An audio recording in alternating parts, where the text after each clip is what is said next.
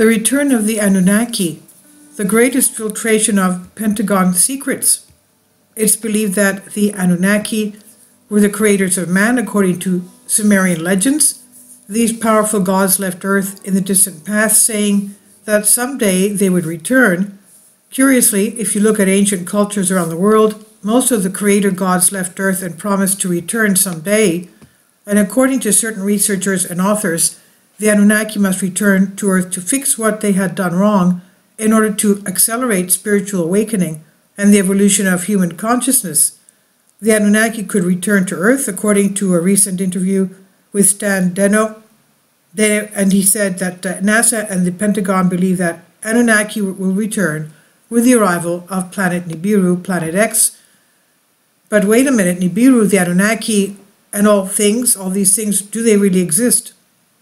In Sumerian mythology, the Anunnaki were a group of good and evil gods and goddesses who came to Earth and eventually created the human race. The existence of the ancient extraterrestrial civilization, the Anunnaki who came to Earth in the distant past, has long been disputed by researchers, yet its existence and its arrival on planet Earth are well documented in many ancient texts that history has completely ignored, according to numerous authors from all over the world. Curiously, there are certain African cultures that believe that extraterrestrial beings have been visiting the Earth for tens of thousands of years. For example, the Zulu legends speak of a time when visitors of the stars came to dig gold and other natural resources. These mines were worked by slaves created by the first people, they say. And according to some sources and interpretations, these gods came from Nibiru. The Assyrians and the Babylonians called the planet Marduk, and the Sumerians said that the year on the planet Nibiru is equivalent to 3,600 years on Earth. Is Nibiru real, though? According to the Washington Post, a celestial body possibly as large as the giant planet Jupiter and possibly so close to Earth that it could be part of this solar system has been found in the direction of the Orion constellation by a telescope in orbit aboard an astronomical infrared satellite in the USA. Jerry Neuberger, chief scientist at IRIS, said, "All I can tell you is that we do not know what it is." R. Harrington wrote a very interesting article in 1988, the Astronomical Journal. Harrington suggested that there was a planet 3 or 4 times the size of our Earth, and that was in the position 3 or 4 times farther from the Sun than Pluto. According to the mathematical models that were presented, it's believed that Planet X, or Nibiru, has an extremely elliptical orbit of 30 degrees.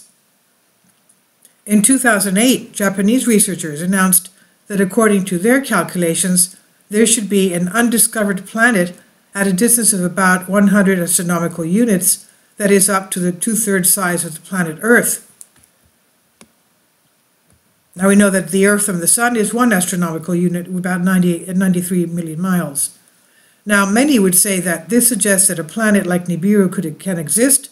It's believed that the average life expectancy of the Anunnaki was 120 SARS, which is 120 times 3,600, or 432,000 years, according to ancient texts. That was their longevity. The list of Sumerian kings, the Sumerian king lists, is perhaps one of the most important ancient texts that perfectly describes a moment in history in which literally the gods ruled for thousands of years. And you can refer to the video I just posted before this one. Earth was ruled for 241,000 years by 8 kings who came from heaven, according to the Sumerian kings lists. And they were, of course, astronauts, ancient astronauts. They said, the king's list said, after the rain descended from heaven, the rain was in Eridug. In Eridug, Alulim became king, ruled for 28,800 years. Al-Aljar ruled for 36,000 years. 2 kings ruled for 64,800 years. One of the most interesting details on the list of the Sumerian kings is the fact that the earliest list describes 8 kings who ruled the earth for a total of 241,200 years, since the original royalty had descended from heaven to the moment of the Great Flood, which swept the earth, and once more the kings returned, as the kingdom was lowered from the sky after the flood. Alternative theories relating to the return of the Anunnaki. According to Greg Braden, an American author of New Age literature, who wrote about the phenomenon of 2012 and was noted for his claim that the Earth's magnetic polarity was about to reverse, we only have 20 active codons of 64 existent. So one has to ask, why did the source of creation limit our genetic abilities with inactivating most of our DNA? One theory is that our DNA was limited by the Anunnaki to keep us in submission, control, and conformity with our Anunnaki teachers. Let's remember the DNA of Tutankhamun is very intense, and even his bone is much more thicker than human DNA and bone. And why is that? Now, many believe that the Anunnaki are the ones who have controlled us for millions of years and know the true genetics of man. Many authors claim that the Anunnaki, who may be the gods mentioned in numerous cultures, who promise to return someday, have complete control over us as they are the creators of man. Simon Parks, a UFO researcher, says, we have 12 strands of DNA, and each strand is related to a specific galactic race. Hypothetically, if we can find a way to ignite the latent codons on our DNA, we could practically do anything, like heal all the people on the planet instantly, as well as heal our planet.